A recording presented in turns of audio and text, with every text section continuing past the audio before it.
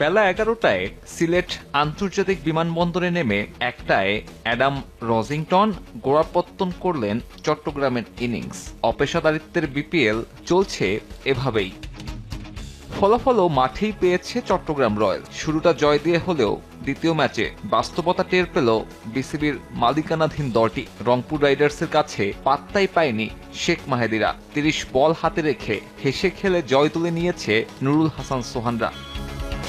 সিলেটে টস জিতে চট্টগ্রামকে ব্যাটিংয়ের আমন্ত্রণ জানায় রংপুর।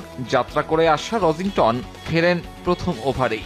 ভালো শুরুর পরে কাটার মাস্টারের ফাঁদে পড়েন নাইম শেখ। চট্টগ্রাম রয়্যালসের ব্যাটিং বিপর্যয়ের শুরুটাও সেখানেই। সহজ লক্ষ্য, তারকাখচিত ব্যাটিং লাইন আপ। প্রথম ইনিংস শেষেই জয়টা নিশ্চিত ছিল রংপুরের জন্য। ডেভিড মালান আর লিটন দাসের ওপেনিং জুটি ওই ম্যাচটা আরও বেশি একপেশে করে ফেলে।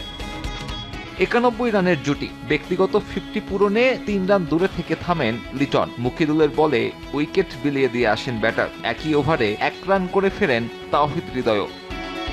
দ্রুত 2 উইকেট হারালেও মালানের এক প্রান্ত আগলে রেখে তুলে নেওয়া 50তে জয়ের পথেই থাকে রংপুর। দলকে জিতিয়ে আসতে না পারলেও তার দল ঠিকই জয় তুলে নিয়েছে 30 বল বাকি রেখে।